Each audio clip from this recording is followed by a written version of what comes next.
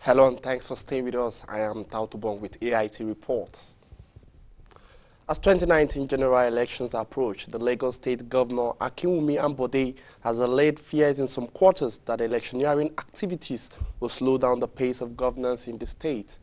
The governor gave the assurance at the opening of a 3-day retreat for members of the State Executive Council, body of permanent secretaries and head of government, agencies and parastatals in the state. He said the infrastructure development being witnessed across the state will be sustained as all ongoing projects will be completed.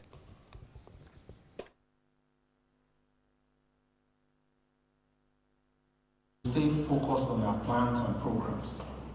We should start thinking of the next level. That's why we are gathered at this retreat, to take stock of our achievements and brainstorm on it. We have set attainable goals for ourselves, but we must maximize our strengths and areas of comparative advantage to achieve them. Our plans must be practical and well-rounded always. Governor Ambode charged participants to stay focused on government plans and programs designed to change the face of Lagos through aggressive infrastructure development, urban regeneration and sectoral reforms.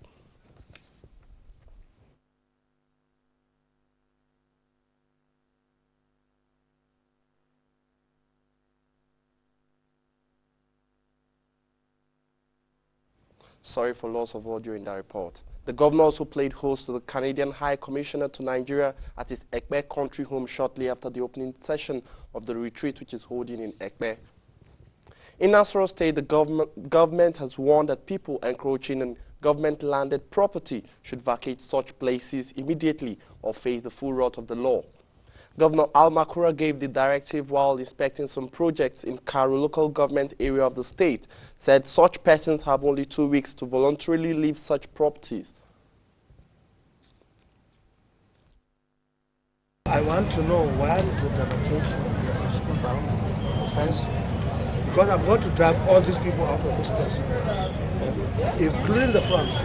There are panel beaters, there are mechanics, there are welders, there are car dealers, there is a West Dump. They are all in the school. I've never seen that. At the government secondary school Nyanyang Bagi in Karu local government, which also been encroached upon, Governor Al Makura asked illegal occupants to vacate the place within 2 weeks. I discovered that the school is porous, is open, is exposed. The school is the second home. We as government, as parents, must ensure that this school is protected and given. The governor also inspected housing estate near the Orange Market and the Kari International Market, both in Mararaba. Both projects are expected to be commissioned next month by President Muhammadu Buhari. The Igbo Elders Council has rejected the proposed cattle colony across the state of the Federation by the Buhari-led administration. At a news briefing in Abuja this Thursday, the leaders say the Igbo people have no land for cattle grazing.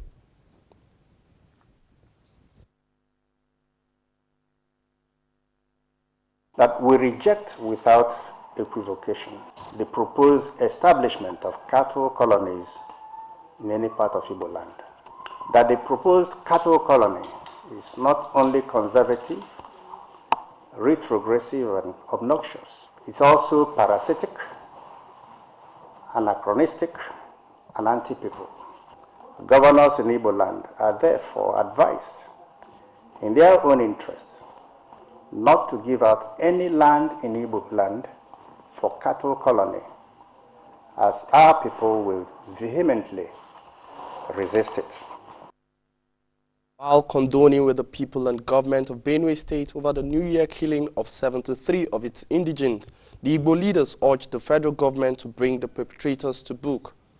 We observe with dismay that the federal government has not shown enough concern on the unprecedented wanton destruction of lives and property across the country, as the perpetrators of these heinous crimes are yet to be arrested, prosecuted, and punished according to the laws of the land.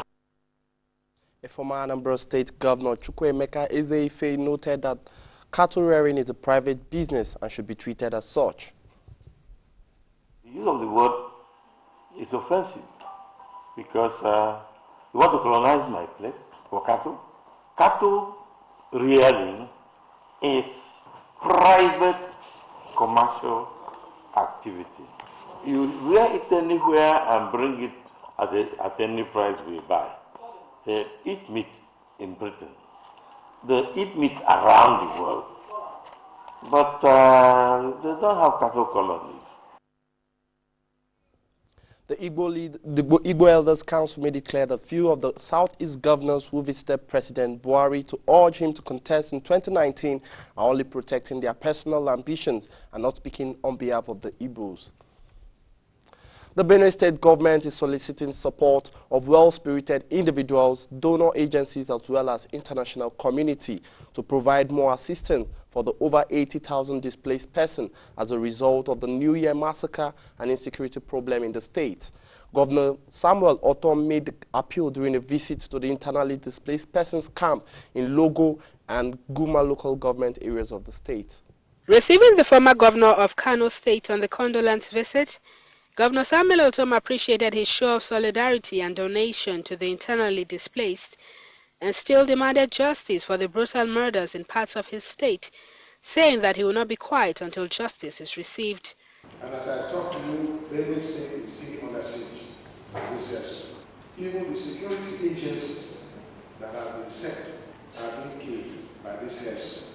As long as there is no justice, I will continue to say and to sing and to shout.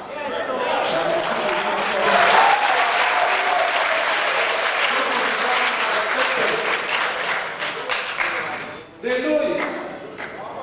All the diversionary game that is playing out, trying to change the narrative, is not accepted by the unity.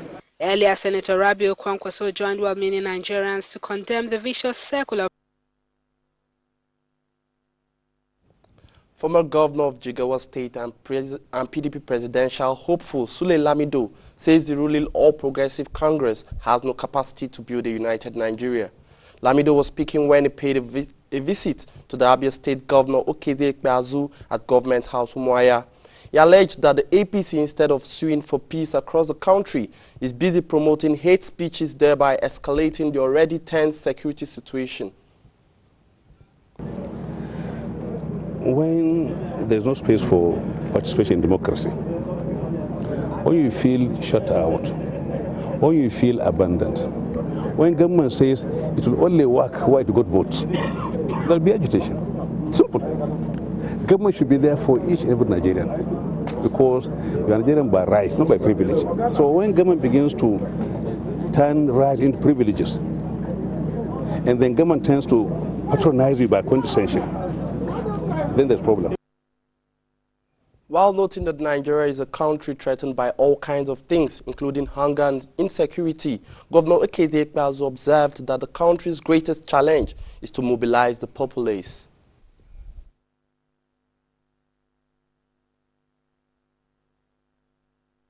And it is clear to Nigerians, it is clear to everybody that there is a difference between lemon and orange. What people are seeing today is far from what they expected. In the midst of this despondency and disappointment, PDP shall rise again.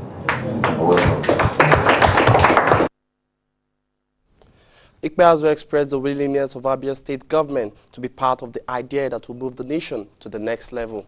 You're still watching the AIT reports. More reports after the break. The Nigeria of our dream, the Nigeria we need, is the united, indissoluble, and cohesive Nigeria which guarantees equity, fairness, justice, and prosperity for its citizens. That is our focus on people, politics, and power. It is fresh, insightful, impactful. It's a must-watch. People, politics, and power on AIT. Moving on, the ruling All Progressive Congress, APC, has embraced restructuring and devolution of powers to the states. The report submitted by the parties recommended that state governments be granted power to explore mineral resources, including oil and gas in their domain. The committee headed by the Kaduna State Governor Nasiru El-Rufai submitted a report to the APC National Chairman John Odiege Onyegun on Friday in Abuja. The clamor for the restructuring of Nigeria dominated the political space, and it became imperative for the ruling party to obey its own constitution in respect of the issue, particularly that it was seen as the answer to various challenges in Nigeria. It was indeed one of the campaign promises of the ruling party in the build-up to the 2015 general election. On assumption of office, the APC became hesitant on the issue of restructuring. However, the party yielded to popular opinion and resolved to go the way of restructuring. It therefore set up a 27-member committee. The committee came up with recommendations that could put the elements of restructuring in the right perspective. They include the concession of the control of mineral resources such as oil and gas onshore to state governments, the creation of state police, and the revision of revenue sharing to favor state governments. The fifth item, sir, is mines and minerals, including oil fields, oil mining, geological surveys, and natural gas. This should be moved to the concurrent list. Mr. Chairman, this is a major recommendation because if this amendment that we are proposing is passed, it means that all minerals, including oil and gas, that are onshore will be vested in the states of the Federation. The committee had engaged 8,004 individuals throughout the Federation. Some of the information received formed part of its recommendation. They are the inclusion of exclusive lists, which should also be concurrent. Also to be on concurrent lists are food, drugs and narcotics, fingerprint, and identification of criminal records and prison services. We believe that if these amendments are passed by the National Assembly, they will significantly rebalance our federation, devolve more powers to the states, reduce the burden of the federal government, and make our country work better. Receiving the report, National Chairman of APC, John Odiege Onyegun, said the report will lay a good foundation for one of the cardinal commitments of the party. A few months back, before August, we had all sorts of experts, not just pontificating, but grandstanding on the issue of full federalism, on the issue of restructuring, on the issue of resource control, to the extent that they started giving the impression that this was something the party could just flip a switch and hit presto Nigeria is different, restructured, reformed. The recommendations are expected to be sent to the National Assembly. And Noyoyo Ogiagboge, AIT News, Abuja. Nigeria's House of Representatives is to create a conflict detection, engagement and resolution committee that will engage warring parties in conflict situations to reach amicable settlements. The committee, when constituted, is to alert security agencies on likely conflicts in any part of the country. Having noted the incessant ethno-religious, communal, boundary and other crises that rob the country of billions of dollars annually, the lawmakers are setting up a conflict resolution committee to help prevent such conflicts across the country. When we discuss our problem in Nigeria today, it's so disorganized that no meaningful thing can be taken out of such discussion. The moment you bring in police, the people become a bit apprehensive. They don't even want to open up. But when you have a committee like this, where we sit down in the olden days, even before the emergence of police, communities do sit down with each other. Apart from the economic losses, the lawmakers lamented that people lose their homes while children are forced out of school, or resulting in increasing number of internally displaced persons.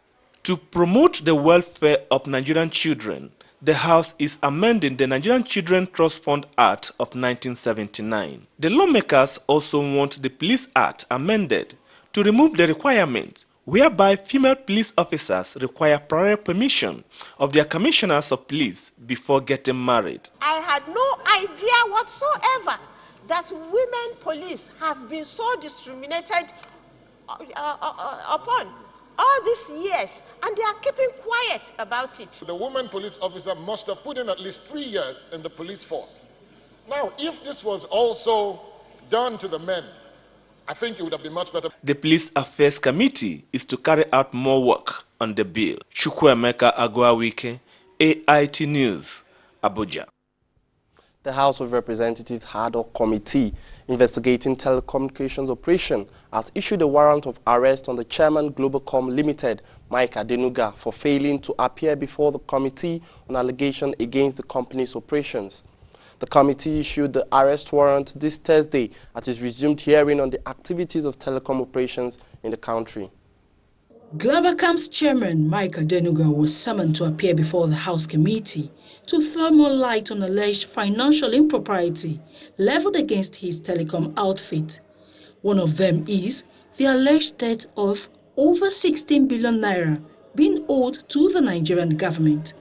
But his absence drew the anger of the committee members. Parliament invites you, you feel because you can take the next private jet out of this country, you won't respect this parliament? We shouldn't allow that to happen, to issue an arrest warrant on Mr. Mike Adenuga. We issue a bench warrant for the IG to produce Mr. Mike Adenuga, the chairman Globacom, on 15th February 2018. You are not above the law, no one, even myself, even the president. The Globacom chairman is to be brought before the committee on February 15, 2018. The committee also wants the chief executive officers of Airtel, Nine Mobile, MTN and other key players in the nation's telecom sector to be in attendance. At the House Committee on Defense Budget session, the committee members took turns to find out the defense agency's role in putting an end to the frequent attacks on helpless farmers by herdsmen and called for more efficiency in the coordination of security matters. It was in the last budget I added the 400 million to them to 1 billion. When I saw the overhead is small. And normally, on the operational side, there are times if he's going on operations, he has to write to the minister. If the minister have money, to give it to him to go on operations. And why is it that in the southeast, the crocodile has danced, the python has danced, but in the areas where herdsmen are attacking, not even a lizard has danced? In the north central area, what is going on? This is a question from the people of Benue State that we want to ask you at this point, because you clearly indicated in your presentation that you oversee the security issues of this country. If people, marauders, are invading our country, are we not at war? We are operating at a very low ebb at this particular period. We're actually having great challenges. Oloni Shaki explained steps being taken to stop herdsmen attacks and called for the support of the lawmakers through better funding to address security challenges in the country. Amaka Okoro, AIT News, Abuja.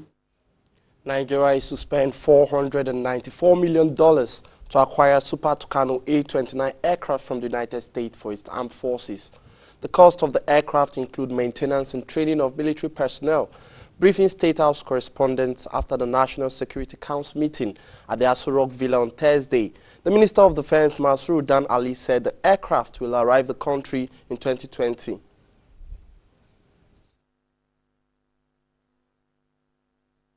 We also discussed the issue of this purchase of Super Tucano aircrafts that the American government agreed to sell to our country. The terms and conditions were discussed, so also we agreed that the conditions are a bit stringent, but I Minister of Defense with the Foreign Affairs Minister and American Ambassador will sit down and reduce some of those conditions. However, the payment was given, deadline for the payment was given as 20th February this year. So we have agreed it will be paid, but the conditions will be looked into. The minister further explained that the Defense Ministry, in conjunction with the Office of the National Security Advisor, has set up a committee to work out modalities to transform the Presidential Committee on Small Arms and Light Weapons to a national commission.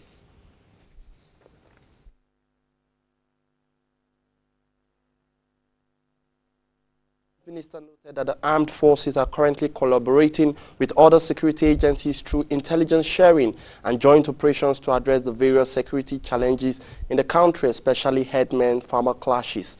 He noted the council was informed that the three services have in the last 2 years enlisted and recruited qualified Nigerians into the armed forces.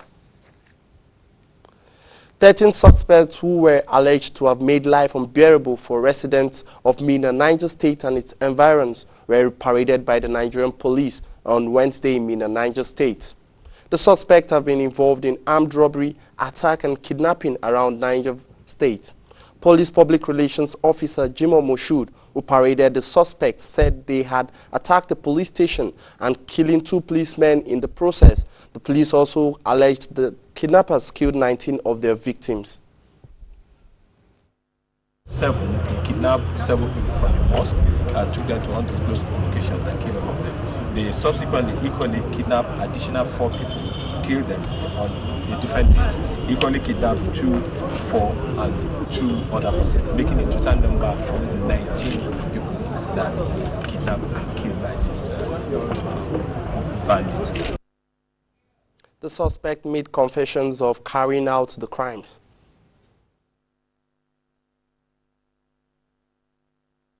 He said he's working with his master named Lowell Kwali. He said that why he killed them, he doesn't know. Because his own is only he's working on directives, on instruction of his master. He said their cattle were roasting and they pursued them to the market. When they met the Fulani, on the directives of the Ali, they were all killed. He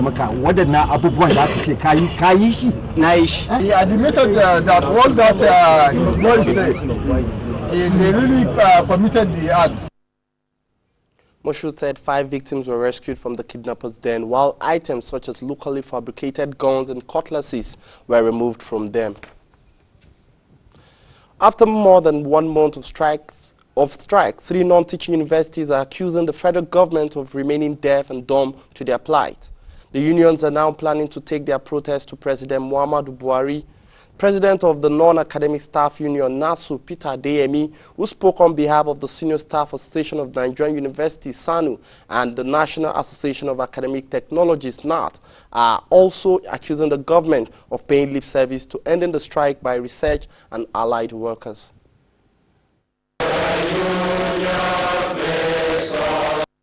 Apart from the demand for university pension company, funding of university staff schools, and full implementation of the 2009 agreement with government, which are already receiving government's attention, the 3 unions resumed strike in December 2017 as a result of the inability of government to clarify the criteria for the disbursement of 23 billion naira released to university unions, which SANU, NASU, and NAT claim has been hijacked by the Academic Staff Union of Universities, ASU. We call on the Federal Ministry of Education to inform Vice Chancellors that they have admitted that they shortchanged the non-teaching staff.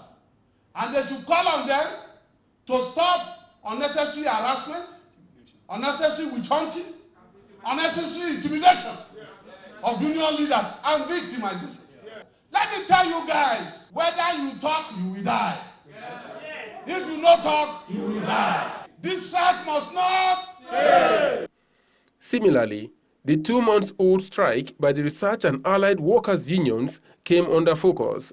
We are going to discuss on how we will get government who appear to be presently deaf and dumb. how we can open their ears. Because it appears as if we remain in our various research institutes across Nigeria, the Abuja people, the powers that be in this country, we appear as if nothing is... Nobody in this government should take our level-headedness for granted. The research workers' strike affects staff in education, science and technology, water resources, health and environment ministries. Others are budget and national planning, as well as mines and steel.